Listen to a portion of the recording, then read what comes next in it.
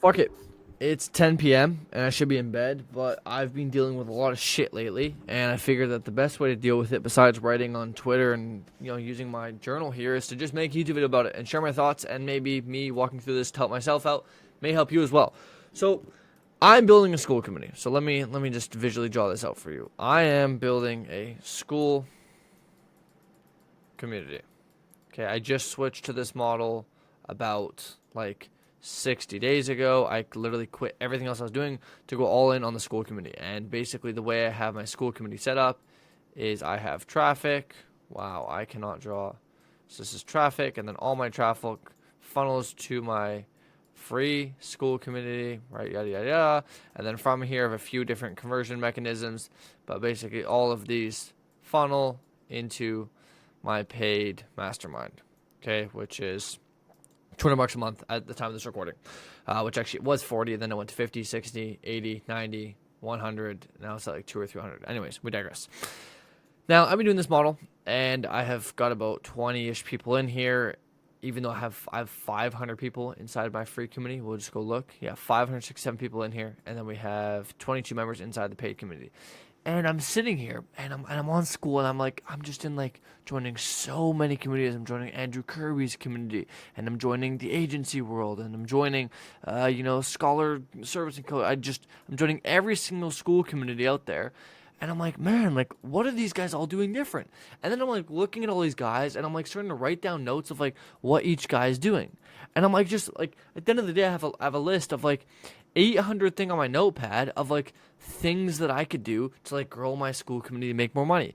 But then I get stuck in this dilemma of like, fuck, what, like, which one do I do? Like, which is the most important? Which one brings me the best ROI? Like, which one is right for me? And I just get stuck in this perpetual loop of overthinking of like, what should I do?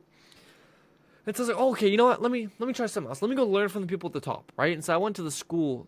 Let me move this out the way. I went to the school games. I went to the leaderboards, and I started going through all these different school committees that just won the school games this month for August. And so I clicked on this guy, Hayden, who's fucking incredible. Shout out to this guy. And I'm like, damn, 45 people at 999. This kid's an 18-year-old. His YouTube account, his fucking YouTube. Check this. I'm going to be showing you guys how Hamza 1.4K subscribers. For context, I have 3.1K. I have double his subscribers.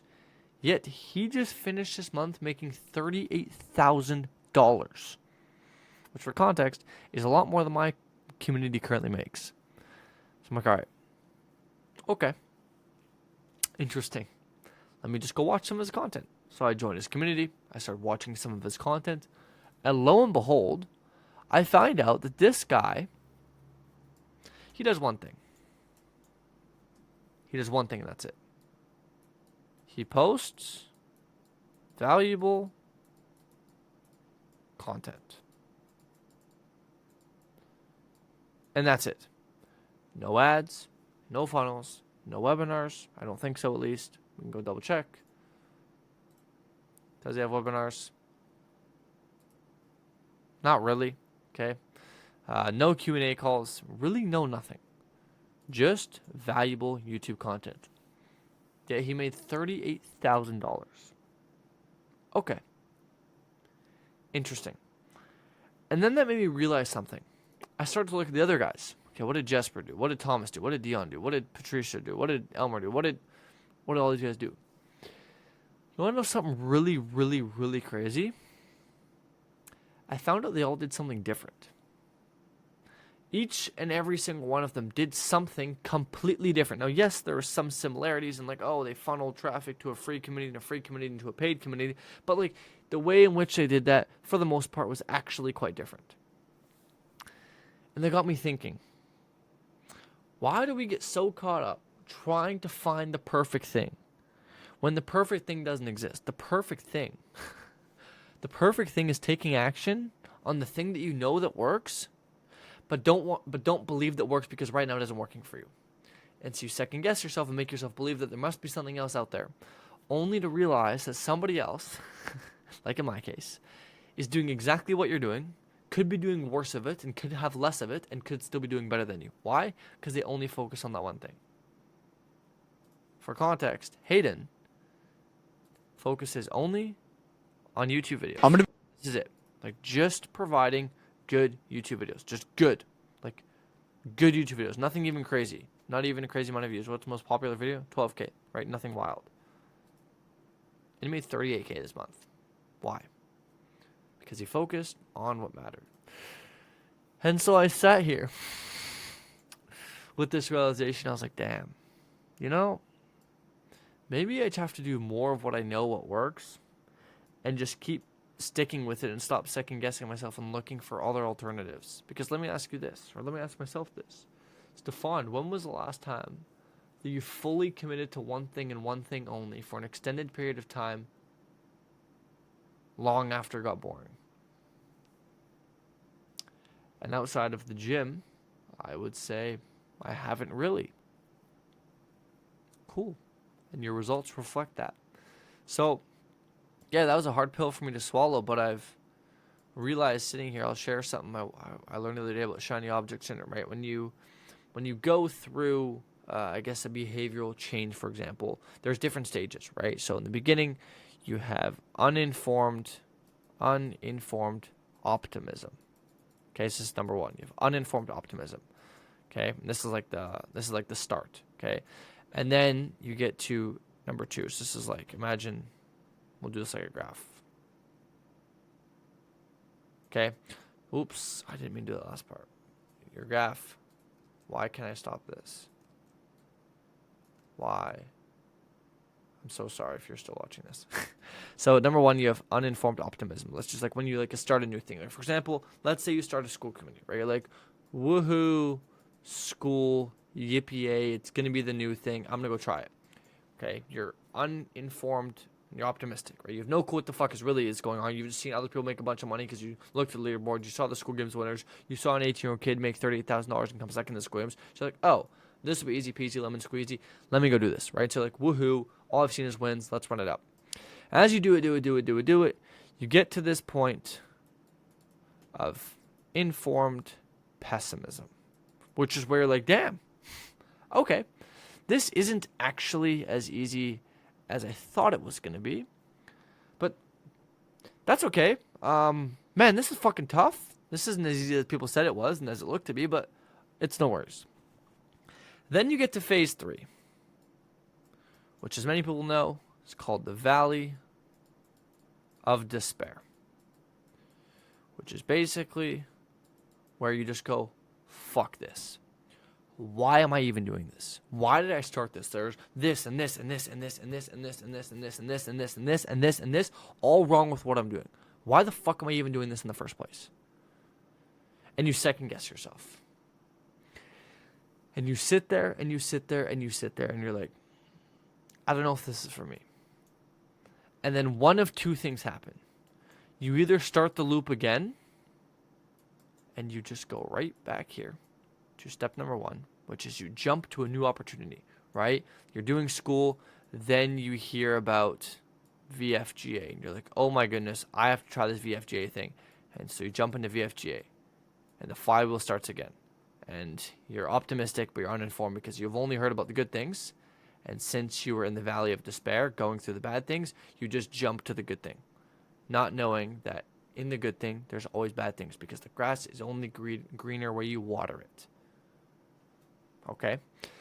And so there's two choices here, which is more often than not, people get to the valley of despair and they get demotivated and they give up, essentially is what they do, right? They give up here and they don't stick it out and they basically quit and move on to a new thing.